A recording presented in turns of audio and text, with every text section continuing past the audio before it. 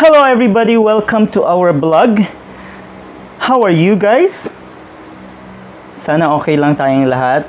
Medyo nakakalungkot that Manila or Metro Manila is back to MECQ. Wala tayong magagawa. We just have to follow and abide the rules and policies of or that's being implemented sa localities natin. The last blog I had is about the use of a most and the most. Sana may natutunan tayo doon. Alright? So for today, we will have another blog regarding correct usage. Dito pa rin tayo sa correct usage. Next time, I'm going to get a really big board para, we can actually use it for our learning. Alright? If you see how I teach grammar, it's not about telling you about this, about that, about preposition, what is verb, and so on and so forth. Those are actually the technicalities or the facility of the grammar. Yung mga rules. And telling you about the rules in grammar will actually not help. Kasi pwede nyo naman yung basahin. Pwede nyo i-research on the use of this and that, the verb, the adjective, the pronoun, and so on and so forth in the English grammar. What's important for me is you learn associated with, situations and correct or sentences. Yun yung gagawin natin lagi. Alright? At the same time, tatagalogin din natin minsan yung mga explanation para maintindihan natin lalo. Alright? Alright, so today, another or new lesson on correct usage. Alright, we have the use of on the back and at the back of something. Sa Tagalog, kung tutuusin sa Tagalog, parang isa lang ibig sabihin niya, di ba? On the back and at the back. Hindi mo ma-identify ang difference niya sa Tagalog. But it's just about yung phrase na nasa likod or sa likod. Pero sa English language, it may vary according to the preposition. We have on or to. Or rather at, sorry. On and at. Alright? So it would vary. What is the difference? Tignan natin When I was in high school or kahit sa elementary, natatandaan ko. Nothing against sa mga teachers ko dati. Diba, ito halimbawa yung sheet of paper natin when we do or write something or take exam. This is the front page, for example, of your paper. Your teacher would tell you, okay, write your answers at the back. Nakagawian natin na sabihin at the back. Yeah, at the back of the paper. No, it should be on the back. Alright? Dapat on the back. Say for example, sa likod natin, yung ating back mismo. Alright? You are wearing a backpack, for example. So your backpack is actually on the back. Or on your back. Okay? Sa halip na something at the back or on the back of something, your back. So on the back. On my back. Alright? Dapat on. Hindi siya at the back. Alright? We'll see the difference later on. Sa door, for example, meron kaming calendar sa pinto namin. Nakadikit siya. Yung calendar na yan. So what do we have to say? The calendar is on or at the back of the door. It should be on the back of the door. Alright? Sana naiintindihan natin. Alright, another situation. For example, the little or the boy is carrying his little brother sa likod niya. How do we say that? Is it at the back or on the back? it's also on the back. Why? Pag sinabi nating on the back, we think about the surface. We are describing or referring to something that's either attached to that surface or within the surface itself. Again, nasa surface, attached, or something within the surface. For example, I'm gonna write a star here. Is it attached? No, it is on the surface of it. It's right here in the surface. This is the front of the board, this little board, and this is the back. So there is a star on the back of the board. It should be on the back. Alright?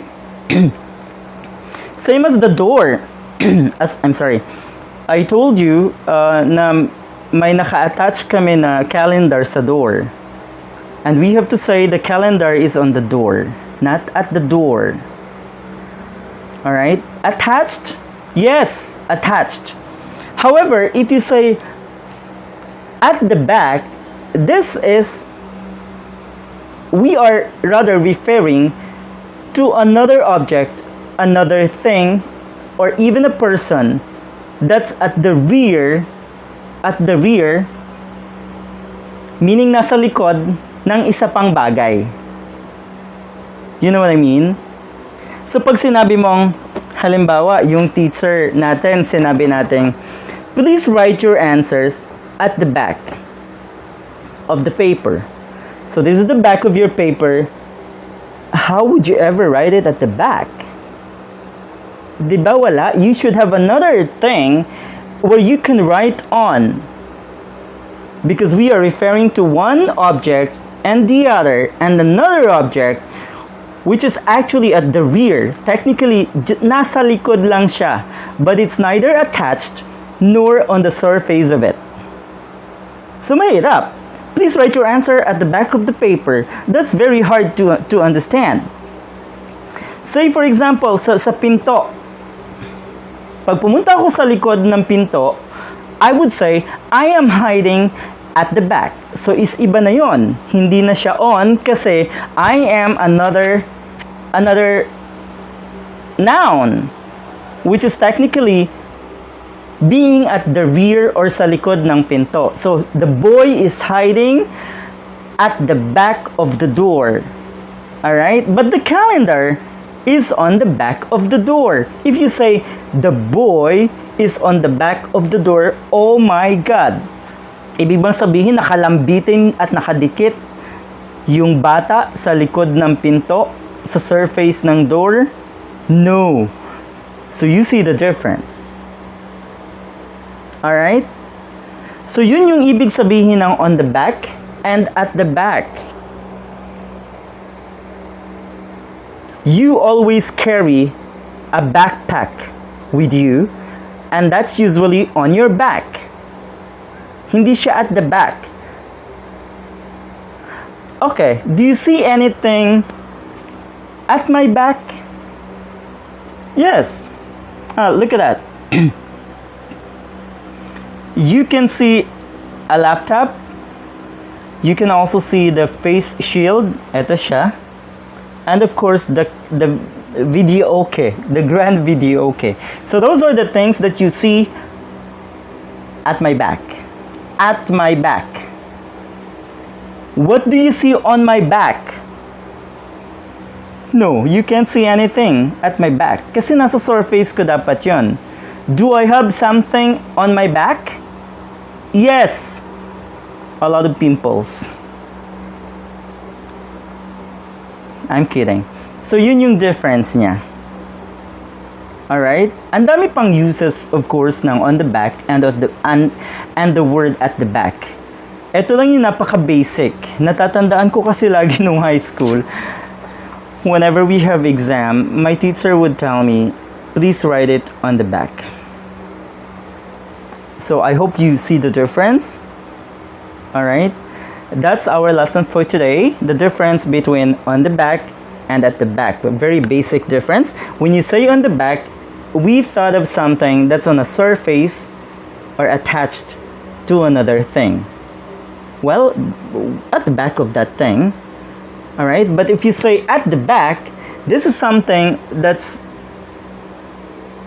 technically on the rear of one thing. Yung nasa likod lang, neither attached nor on the surface. Hindi siya nakadikit or hindi siya nasa surface mismo. Dalawang klase yun eh. Halimbawa, ipin ko to dito, so that marker is on the back of the board. But if I say like this, if I just put it here, tinago ko lang yung marker sa likod ng board na to, you can say the marker is at the back of the board. Alright? I hope you see the difference. We still have a lot more about on the back and at the back, but those are just, commonly used and confused terms or uses of those prepositional phrases. We call them prepositional phrases. Kaya lang, why do we have to discuss what preposition is and so on and so forth?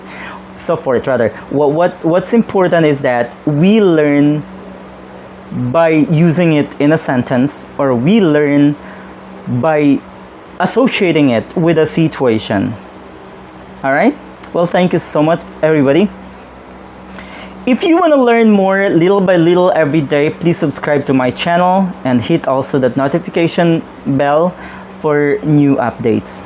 You all have a great day, and again, thank you to our subscribers, and keep safe, everybody.